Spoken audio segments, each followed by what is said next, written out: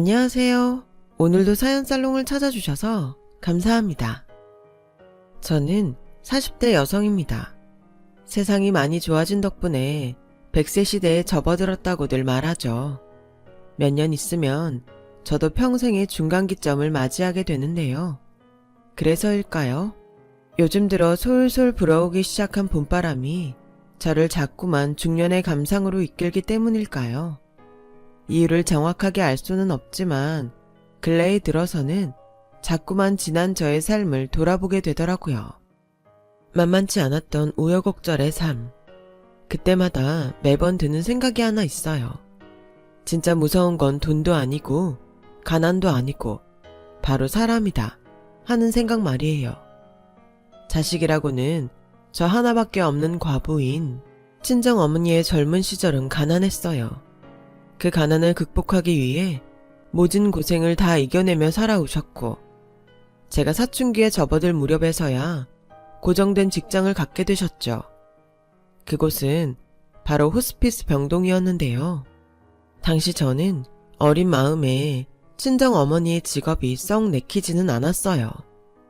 왜? 엄마가 하는 일이 창피해서 그러니? 엄마도 참, 내가 언제 창피하다고 했나? 딸 자식 입장에서는 걱정을 안 할래 안 할 수가 없는 일이라는 소리지. 호스피스 병동이 어디가 어때서? 더울 때 에어컨 바람 나오겠다. 추울 때는 히터 따뜻하게 잘 나오겠다. 그렇다고 몇몇 직업들처럼 위험을 감수해야만 하는 일도 아니잖아. 그냥 솔직히 그렇잖아요. 거기가 그냥 병원이래? 호스피스 병동이면 죽음을 앞둔 환자가 평안한 임종을 맞이하기까지 잠시 머물다가는 그런 곳이잖아요. 그래서 죽음을 늘 가까이에 두고 일하는 마음이 얼마나 불편하겠냐고요.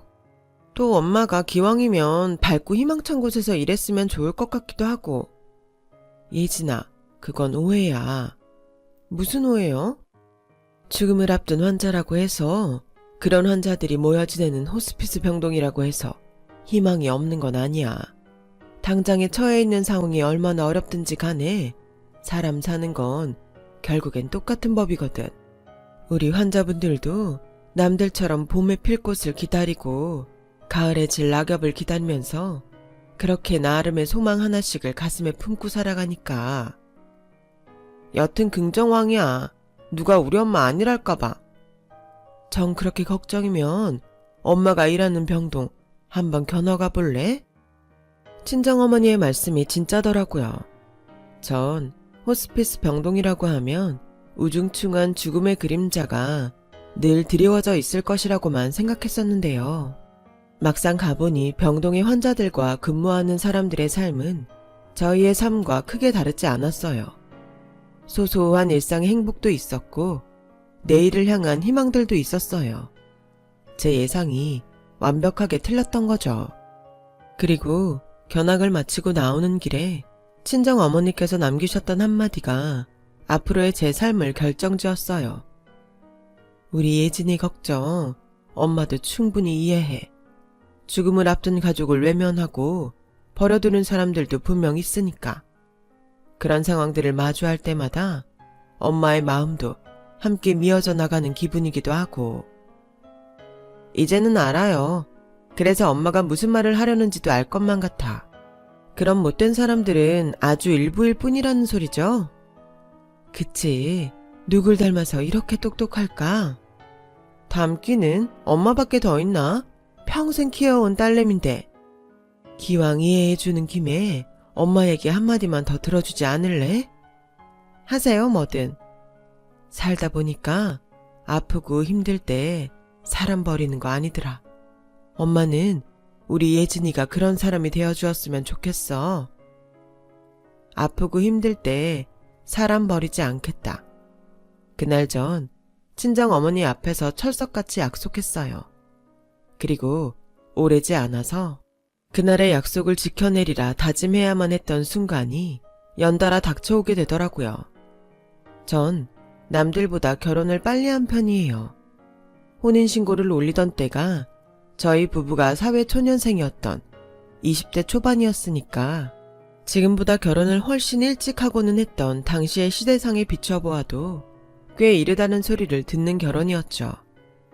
제가 이른 결혼을 결심하게 된 가장 큰 이유는 바로 시아버님이었어요. 제 마음 한구석에는 친정아빠를 향한 그리움이 늘 향수로 맺혀 있었거든요.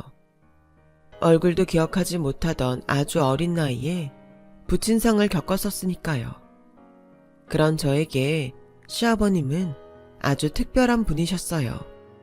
커다란 소나무처럼 시댁을 든든하게 지탱하는 시아버님의 모습과 인품에 한눈에 반해버렸다고나 할까요? 제가 이른 결혼을 선택하게 된 과정 속에서는 남편이 참 반듯하고 좋은 사람이라는 점도 한몫 단단히 거들었어요. 하지만 남편의 생각은 제 마음과는 조금 달랐죠. 공인회계사를 꿈꾸고 있던 남편은 가장 노릇을 제대로 하지 못하게 되지는 않을까 하는 걱정에 빠져 있었어요. 그럴 만도 했던 것이 당시 남편은 공인회계사 시험에 몇 차례 낙방한 상황이었거든요. 가뜩이나 대한민국에서 어렵기로 손에 꼽는 공인회계사 시험. 더욱이 남편은 배운 일이 도둑질이라고 평생 공부밖에 모르고 살아왔던 남자. 상황이 이러니 저 또한 남편의 고민을 충분히 공감할 수 있었죠. 알아. 당신 마음 충분히 이해해. 자신의 미래조차 불확실한 상태에서 섣불리 결혼을 결정할 수는 없을 테니. 이해해줘서 고마워. 그니까 우리 결혼은 있잖아. 아니, 그럴수록 난 우리 결혼을 서둘러야 된다고 봐. 남편이 와이프를 먹여 살려야 한다는 건 어쩌면 편견일지도 모르잖아. 대기업까지는 아니라지만 나 안정적인 직장 있어. 당신 회계사 되기까지 충분히 뒷바라지해줄 능력 된다고. 당신한테 미안해서 그러지. 정 미안하면 나중에 호강시켜주면 돼. 회계사 된 다음에. 또 떨어지면 떨어지고 떨어지다가 나이만 먹었지 직장도 없고 할 줄 아는 일도 아무것도 없는 무능한 남편이 되면. 결혼 시작도 전에 왜 무능한 남편 될 생각부터 해? 왜 벌써 떨어질 생각부터 하냐고. 쉬운 시험이 아니니까. 그래서 우리가 하루라도 빨리 결혼해야 된다는 거야. 행복은 나누면 2배가 되고 고통은 나누면 반이 된다잖아. 자기야, 아프고 힘들 때 사람 버리는 거 아니랬어. 당장 장모님 되실 분께서 하셨던 말씀이자 약속이야. 그래서 나 당신 놓을 수가 없겠어. 당신이 아니라 그 누구라도 아프고 힘들 때 버리지 않을 거야.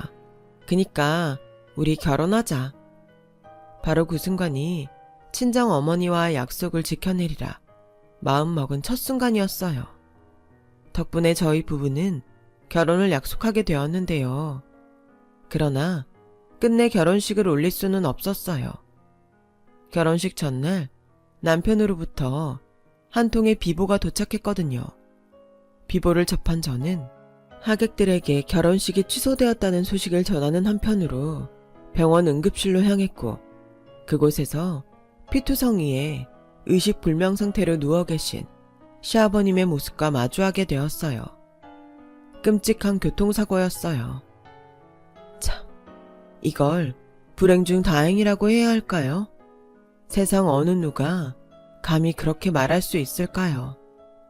시아버님께서는 마주오던 덤프트럭과 정면 추돌 사고에도 불구하고 목숨을 잃지는 않으셨어요. 여기서 그친 일이었다면 다행이라고 말할 수 있겠지만 긴 수술 끝에 의식을 되찾은 시아버님은 애석하게도 스스로 거동을 전혀 할 수 없는 처지가 되고야 말았어요. 목 아래로 전신 마비 판정을 받았거든요. 시아버님 앞에서는 한치의 흔들림 없는 모습만을 보이던 남편은 뒤로는 분명 무너져 내리고 있었고 바로 그 순간이 제가 아프고 힘들 때 사람 버리지 않겠다고 했던 약속을 지키겠다고 마음먹은 2번째 순간이었어요. 전 시아버님을 평생 병수발 들기로 다짐했어요. 왜 굳이 며느리인 저까지 전면에 나섰냐고요? 남편 외에 다른 자식은 없었어요. 남편은 저처럼 외동이었거든요. 시모는 사실 시모가 제일 문제였어요. 이전까지만 해도 평범한 사람이었던 시모는 시아버지의 반신불수 판정 직후부터 이상하게 변해가기 시작했어요. 외출이 부쩍 잦아진 시모는 아침에 나갔다가 새벽에서야 돌아오기 일쑤였고 어느 날부터는 아주 며칠씩 집에 들어오지 않아 버리더라고요. 심지어 늘 싸구려 향수 냄새와 술 냄새를 풍겨댔죠. 시아버지의 병상을 지키는 일이요. 제 기억에는 단 하루도 없었어요. 어른들에게 참 예의 바르고 싹싹하다는 칭찬들을 달고 다녔던 제가 오죽했으면 시모에게 대놓고 대들었겠냐고요. 오늘도 새벽이 되어서야 들어오셨네요. 싸구려 향수 냄새랑 술 냄새가 진동을 하시고요.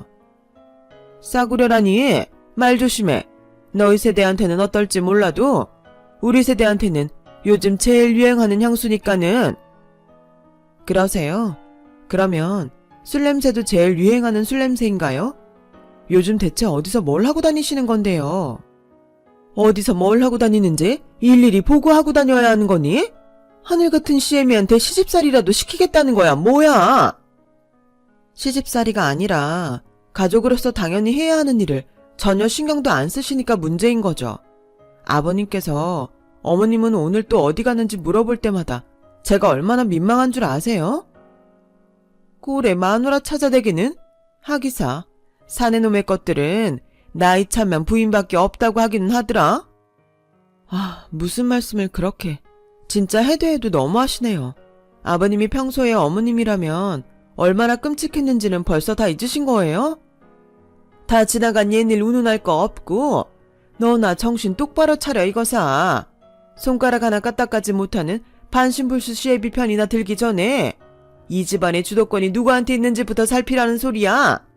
오늘처럼 나한테 버릇없이 굴다가는 쥐두새도 모르게 소방 맞고 쫓겨나는 수가 있으니까. 어머님. 비슷한 다툼이 며칠에 한 번씩 반복되었고 그때마다 전 시아버님을 지켜내겠다는 다짐을 되새겼어요. 하지만 병수발이라는 것이 저의 생각처럼 쉽지만은 않더라고요. 시아버님께는 살림살이에 서툰 아들 자식의 손길보다는 섬세한 며느리의 손길이 더더욱 필요하셨어요. 그런 일들이 하나씩 쌓여가다 보니 직장 생활과 병수발을 병행하기에는 현실적으로 불가능한 상황까지 이르렀고 그렇게 전 결국 직장에 사표를 내야만 했죠. 남편은 생계를 짊어지기 위해 공인회계사 시험 준비를 미뤄둔 채로 공사장을 전전하며 막일이라도 해야만 했고요. 매 순간 저희 부부는 심적인 한계를 느꼈지만 시아버지를 위한 헌신을 택한 것에 후회는 없었어요. 기약 없는 병수발을 꿋꿋하게 이겨내며 매일 밤 서로를 다독였어요. 아프고 힘들 때 사람 버리는 거 아니다. 그런 저희 부부의 모습이 시아버님 보시기에는 참 안타까웠던 모양이에요. 하기사 앞길 창창한 젊은 자식 부부의 헌신이 부모로서는 견딜 수 없는 고통이셨겠죠. 그래서였을까요? 시아버님 병수발이 1년째 접어들던 무렵 제게 넌지시 이야기를 꺼내셨어요. 있잖냐 새아가 원래는 내가 이 세상을 떠난 뒤에 전하려고 했던 얘긴데 말이다. 그런 말씀 마세요. 세상을 떠나긴요. 자식 며느리가 든든하게 곁을 지키고 있는데요.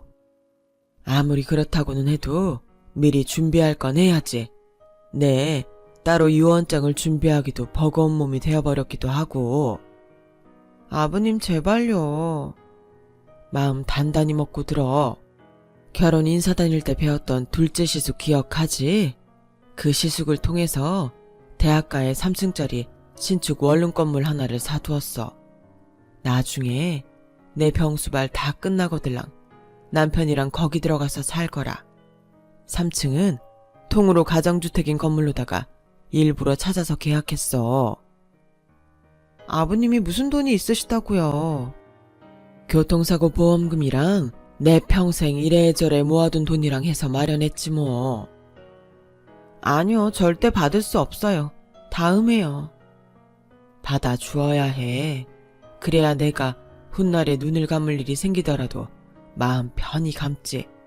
이대로는 고맙고 미안해서 쓰겠니? 병수발은 고마워하셔도 돼요. 그치만 미안해하실 것까지는 없잖아요. 자식이자 가족으로서 당연히 해야 되는 일인데요. 하필이면 결혼 전날에 사고가 나버리는 바람에 너희 결혼식도 못 올렸잖니. 혼인신고만 덜렁 해놓고 사는 너희 모습을 볼 때마다 안타까웠어. 많이 미안하기도 하고. 아버님, 내 병수발이 자식이자 가족으로서 당연히 해야 되는 일이라고 했지? 네, 나도 부모로서 당연히 해야 되는 일이라고 생각해. 시아버지 사랑이다 생각하고 그렇게 받아주렴. 언젠가는 태어날 손주에게 좋은 환경을 마련해주고 싶은 할아버지 마음이기도 하고. 결국 전 며칠 고민한 끝에 시아버님께서 마음의 선물로 준비한 그 건물을 받기로 했어요. 단 아주 훗날에 천명을 다한 시아버님께서 하늘나라로 떠난 다음에서야 상속 절차를 마무리 짓겠다며 거듭 양해를 구했죠. 시아버님도 흔쾌히 동의해 주셨고요. 그렇게 몇 년, 저희 부부의 헌신적인 병수발 덕분에 시아버님께서는 의사마저도 장담할 수 없다던 그 몇 년 동안을 이 세상에 머무르셨어요. 그리고 제가 첫 아이를 출산했다는 소식을 들은 며칠 뒤에서야 여한 없다는 눈물을 흘리시며 숨을 거두었죠. 그런데 제 출산 자리에도 시아버님의 임종 자리에도 코빼기 한번 비추지 않던 시모가 모습을 드러낸 건 장례식장이었어요.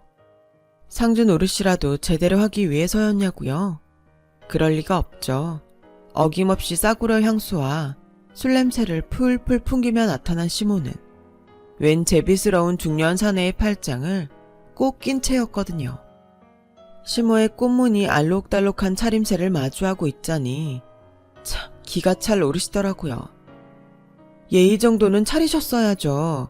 다른 사람 빈소에 꽃무늬를 입고 와도 욕먹을 판국에 어머님이 상주잖아요. 아버님 장례식장이잖아요. 남이사 꽃무늬를 입던 꽃가옷을 입던 내가 뭔 상관이라디. 남들 보기에 나 부끄럽지도 않으세요? 외간 남자 팔짱까지 떡하니 끼고서는 그 사람 대체 누군데요? 어디 캬바레 춤선생인가? 아니면 제비? 아버님 병석에 누워 계시는 동안 설마 춤바람 나셨던 거예요? 캬바레 아니고 콜라텍이었어. 아, 그래요? 요즘 콜라텍은 술도 파는구나. 춤바람이 무슨 자랑이라고. 젊은 년이 앞뒤 꽉 막혀가지고서는 요즘 100세 시대야. 나 정도면 아직 젊고 창창한 나이인데 그런 내가 똥오줌도 못 가리는 인간 옆에 평생 묶여 살아서야 쓰겠니? 그리고 새 시아버지 될 사람 앞에서 지금 그게 무슨 말버릇이야? 아니요, 저희 아버님은요, 소나무처럼 든든했던 그분 한 분뿐이세요. 병석에 누워 계시면서도 자식 며느리 걱정 끊이질 않던 우리 시아버님밖에는 없다고요. 근데 제비 같은 춤선생, 우린 그런 사람을 아버님으로 인정할 수도 없고 받아들여 줄 수도 없어요. 아시겠어요? 자식 며느리 걱정? 그래, 말 잘했다. 죽은 그 인간이 니들 주겠답시고 3층짜리 원룸 건물 하나 해뒀다 하지? 거기 들어가서 살 생각일랑 꿈도 꾸지 마. 벌써 이 양반이랑 신혼살림 다 꾸려놓고 오는 길이니까. 이 양반이요? 신혼살림이요? 지금 제정신이세요? 술을 너무 많이 마셔서 벌써 치매라도 걸리셨어요? 건드릴 걸 건드리셔야죠. 내 재산 내가 알아서 하겠다는데 제 3자가 어디서 갑질이야? 그 집은요, 아버님이 저희 부부랑 손자한테 남긴 사랑 그 자체예요. 이 세상을 떠나면서 남긴 마지막 마음이라고요. 근데 그걸 건드리겠다고요? 당신 진짜 미쳤어? 차라리 미쳤다고 치자꾸나. 미쳤다는 욕 한마디에 가져갈 수 있는 재산치고 3층 원룸 건물이면 내 쪽이 훨씬 이익이니까 그리고 너도 정신 똑바로 차려. 내가 죽은 저 사람 정실 부인이야. 법적으로 내가 1순위 상속자야. 시모의 말을 듣는 내내 속으로 역겹더라고요. 전신마비 시아버님을 거들떠보지도 않으면서 뒤로는 춤바람만 피워댔던 주제에 이제 와서 정실부인 운운하는 게 이치에 맞기나 하냐고요.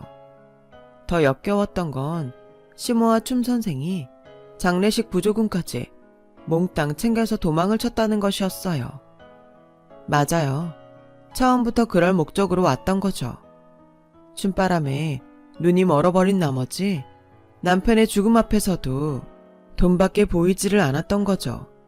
결국에는 사람의 탈을 뒤집어 쓴 짐승이라는 사실을 스스로 증명했던 거고요. 결국 시아버님의 장례식은 소동 속에서 마무리되었고 저희 부부는 발인을 마치고서야 원룸 건물로 향했어요. 그랬더니 글쎄 진짜로 신혼살림을 차려놓은 시모와 춤 선생이 와인을 마시며 애정행각을 벌이고 있더라고요. 저희 부부는 그런 모습을 마주한 것만으로도 토악질이 나올 지경이었고 시모와 보고 살지 않겠다 다짐했어요. 지금이야 좋겠죠. 행복하겠죠. 돈은 돈대로 거머쥐었겠다. 옆에 새 남자도 하나 끼고 앉았겠다. 원했던 걸 전부 다 이루었으니 세상 다 가진 기분이겠지. 근데 그 인생의 결말까지 쭉 해피엔딩일까요? 난 아니라고 보는데. 아프고 힘든 사람들 외면하고 자신의 입속만 챙긴 짐승 쓰레기한테 주어질 해피엔딩은 절대로 없을 테니까요. 그렇게 기세 좋게 시댁을 떠나왔지만 현실은 냉정했어요. 시아버님의 병수발이 몇 년씩이나 길어졌던 탓에 3층 원룸 건물은 저희 부부에게는 전 재산이나 다름없는 것이었는데요. 그걸 시모에게 빼앗겨버린 꼴이 되었으니 말 다 했죠. 결국 오갈 데 없는 처지가 되어버린 저희 부부는 친정어머니에게 의탁하게 되었고 친정엄마는 시리에 빠진 저희 부부에게 용기를 불어 넣어주셨어요. 내가 호스피스 병동에서 일하면서 배운 것이 있는데 그게 뭔지 아니? 아프고 힘들 때 사람 버리는 거 아니다. 그거 열심히 잘 지키면서 살고 있네요 뭐.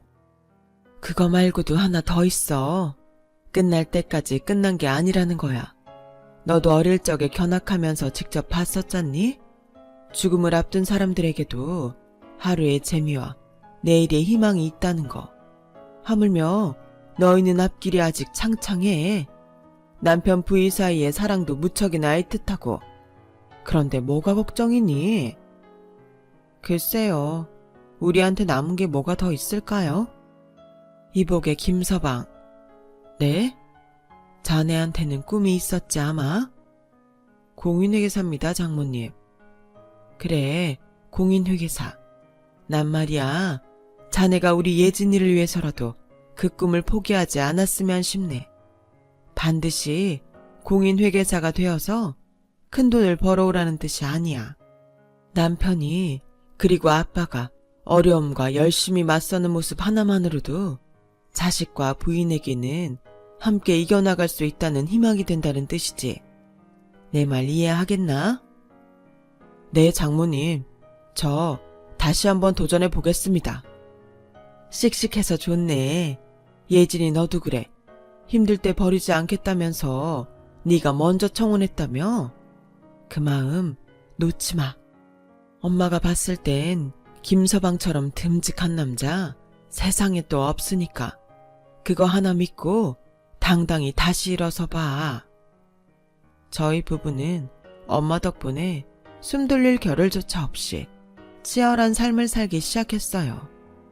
남편은 편의점 아르바이트를 해가면서 공인회계사 시험 준비에 박차를 가했고 재취업에 성공한 저는 매일같이 야근을 자처해가면서 참 열심히도 살았어요. 야근 수당을 받아 남편의 아르바이트 부담을 조금이라도 덜기 위해서요. 그런 모든 순간 친정 어머니는 저희 부부에게 든든한 언덕이 되어주셨어요. 남편을 위해 수험생에게 좋다는 식단을 언제나 준비해 주셨고 손주도 키워주셨습니다. 모두가 각자의 역할에 충실했던 덕분에 생활은 차츰 안정되어 갔고, 제가 직장에서 승진하던 날에는 서로 얼싸안고 감동의 눈물을 흘리기도 했었죠. 그렇게 5년, 정확히는 5년 6개월이라는 시간이 흐른 어느 날에서야 한 호텔 결혼식장에서 저희 부부가 의절했던 시모와 재회하게 되었어요. 시모를 마주친 저희 부부는 그럼 그렇지 하는 실소를 흘렸고, 시모는 저희 부부를 보며 경악했어요. 저희 부부는 호텔 내식장에서 뒤늦은 결혼식을 호화롭게 올리는 신랑 신부였는데, 시모는 남은 뷔페 음식물 쓰레기나 정리하며 허드렛 일을 하는 입장이었거든요. 지난 5년 6개월 전, 그러니까 정확히는 제가 직장에서 승진했던 바로 그날, 남편의 공인회계사 최종 합격 소식이 있었어요. 또 얼마 지나지 않아 대형 회계법인에 떡하니 취직까지 했고요. 남편은 2년간의 수습회계사 시절을 똑부러지게 버텨내었고, 이후로 저희 부부의 살림살이는 하루가 다르게 쭉쭉 뻗어나갔어요. 저도 그제서야 알게 된 사실인데요. 공인회계사는 일반 사기업보다 월급 상승폭이 훨씬 크고 빠른 직업이더라고요. 초봉 5천만 원에서 시작한 남편의 연봉은 매년 1,000만 원씩 상승했고, 그렇게 5년 차에 접어들어 연봉은 1억이 되었죠. 물론 각종 성과급들은 제외한 순수 연봉만 따진 금액이니 꽤나 수입이 좋았습니다. 물론 저 또한 한몫 단단히 거들었어요. 직장 생활하며 알뜰살뜰 모아온 자금을 바탕으로 실버 산업에 재테크를 했고 아주 큰 성공을 거두었거든요. 이처럼 경제적으로 남부럽지 않은 가정이 된 저희 부부는 저희 부부가 결혼식을 치르지 못한 일이 늘 아쉬움이셨던 친정엄마의 걱정을 덜기 위해 호텔 결혼식을 준비했던 것이었고요. 돌아가신 시아버님도 걱정하셨던 부분이었고요.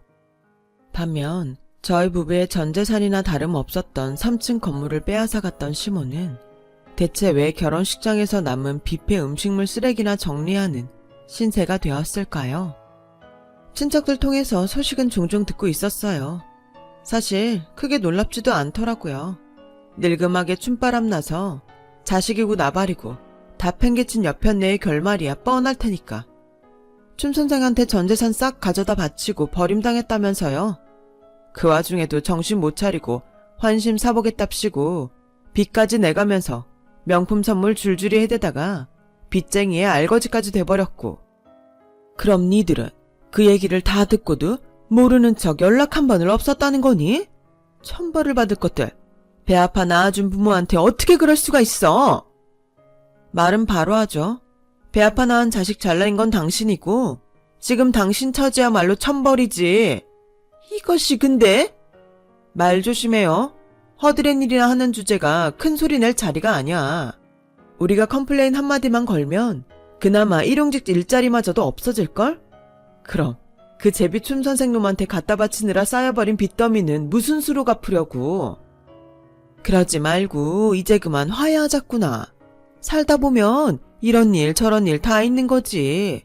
괜히 다 지난 옛날 일로 트집이나 잡지 말고 가서 한복이나 한 벌 준비해와. 기왕이면 싸구려 말고 장인이 직접 만든 한복이었으면 좋겠구나.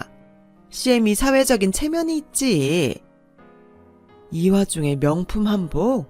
고생 덜 하셨나봐. 아직 정신 못 차린 걸 보면.